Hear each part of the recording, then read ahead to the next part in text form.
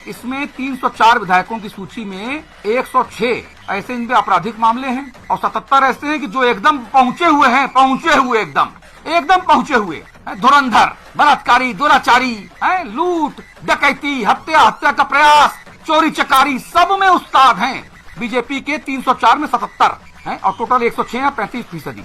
संजय भैया, अब ये मेरे चिंता का विषय है कि ऐसे लोग, चलो टिकट दे दिया कोई बात नहीं, लेकिन जब ऐसे लोग जीत के पहुंचते हैं सदन में, फिर वो कुर्सी चलाते हैं, माइक चलाते हैं, कॉलर पकड़ लेते हैं, धमकी देते हैं, फिर नीचे पाउडर मिलता है, बोले सब जासूसी का मामला है। ये जितने भी पापी लोग हैं ना, पापी, इन पापियों से पल्ला झाड़ना पड़ेगा सर। ये वो पापी हैं जो भगवा वॉशिंग पाउडर से भी क्लियर नहीं होते सर। जो बीजेपी के पास एक मशीन है ना, वॉशिंग मशीन, उसमें डालते हैं भगवा वॉशिंग पाउडर और डालते हैं दागी, गर गर गर 4 बार घुमाते हैं उसको, तो आदमी एकदम क्लीन चकाचक होके बाहर निकलता है। संजय भैया, ये लोग भगवा वॉशिंग पाउडर से भी ना सुधरने वाले।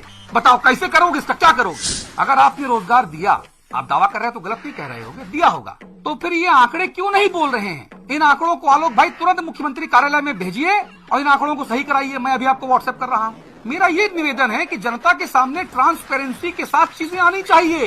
अगर आपने रोजगार दिया होगा तो ये आंकड़े बदलेंगे कि सीएमआई वाले माफी मांगेंगे और कहेंगे कि हाँ, योगी सरकार में 5 साल में इतना आंकड़ा आया, ये मेरा आंकड़ा गलत था भैया, गलती हो गई, सुधार लूंगा। जनता को पता होना चाहिए ना कि आपने क्या किया क्या नहीं किया। लेकिन अभी जो कर रहे हैं वो दिख रहा है। हिंदुस्तान, पाकिस्तान, शमशान, कब्रिस्तान, अल्लाह, मुल्ला, राम, कृष्ण, अयोध्या, काशी है, मथुरा, बाकी, ये दिख रहा है। आप धर्म को साथ लेकर चलिए। मैं भी हिंदू हूँ, जोर से कहता हूँ, गर्व से कहूँ हिंदू हूँ, मैं कहता हूँ जय श्री राम, लेकिन मैं दूसरे दलों का, दूसरे धर्मों के लोगों का भी करता हूँ सम्मान। और ये जरूरी है भाई, विकास के साथ अगर धार्मिक गतिविधियां आगे बढ़ाई जाएं तो फिर देश का, प्रदेश का भला हो। और ये जो इच्छाधारी मुस्लिम और ये जो इच्छाधारी हिंदू बन जाते हैं ना चुनाव के पहले, इच्छाधारी तो नाग होते हैं, हमने सुना था, कहानी सुनी थी कि इच्छाधारी नागिन आ जाती है, आंखों में फोटो बना लेती है, नाग की मौत का बदला लेती है?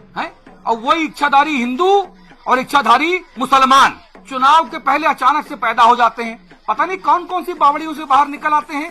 शादाब शम्स कह रहे थे कि सांप दूरबीन लगाए बैठे हैं, ये पता नहीं कौन कौन से सांप हैं, कहां से निकल आते हैं इच्छाधारी हिंदू, इच्छाधारी मुस्लिम। अरे अपना डीएनए देखो भाई, आप कौन हो, किसके लिए हो, क्या कर रहे हो।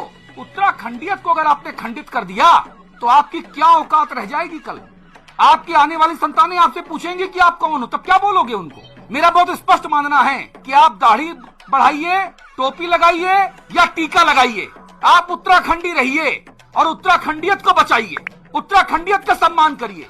और मैं देख रहा हूँ, चाहे ये हो, चाहे वो हो, चाहे तीसरा हो, उत्तराखंडियत को खंड खंड करने में लगे हुए हैं। क्यों? क्योंकि सत्ता की मलाई चाटनी है। राक्षस हो गए हैं, राक्षस आकंठ डूबे हैं सत्ता की मलाई चाटने में। हम लोग हाथ जोड़ के निवेदन कर रहा हूँ, दाढ़ी बढ़ाइए या मूछे ऊपर करिए, टोपी लगाइए या टीका लगाइए या मिटाइए, फर्क नहीं पड़ता है। ईमानदारी से चुनाव लड़िए, जनता के पक्ष में खड़े रहिए। और जो महत्वपूर्ण काम, लोकायुक्त, जनता क्यों नहीं तय करती कि जो लोकायुक्त कानून बनाएगा मैं उसको वोट दूंगी?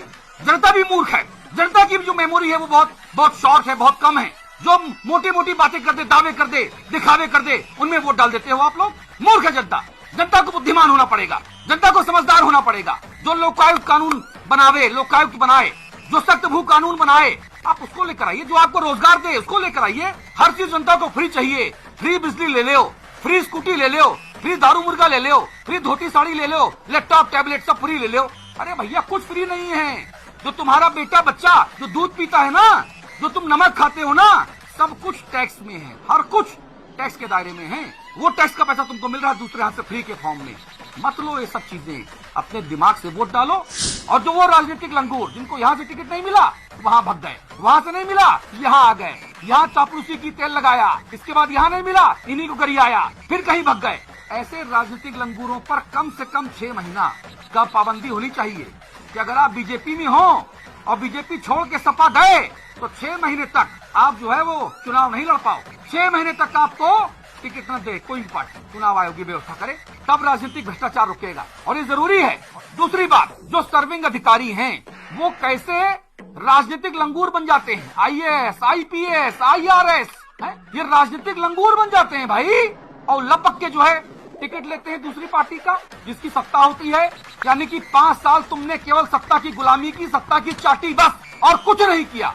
जो तुम शपथ लेकर आते थे उस शपथ को तुमने ठेंगा दिखा दिया, चांदी के चंद टुकड़ों में बिक गए तुम, कोई सिद्धांत नहीं तुम्हारा। और अगर इतना ही सिद्धांत था तो जनता की सेवा करते ना। जिस दिन आपके अमुक विचारधारा वाली पार्टी की सरकार बनी, आप उस दिन इस्तीफा देते और कहते चलो अब मैं राजनीति करूंगा, क्योंकि अब मेरी बात सुनी जाएगी, क्योंकि मेरी विचारधारा वाली पार्टी है। ये मैं हर उस अधिकारी के लिए कहता हूं जो ये फर्जीवाड़ा करता है, पद में रह के डेमोक्रेसी के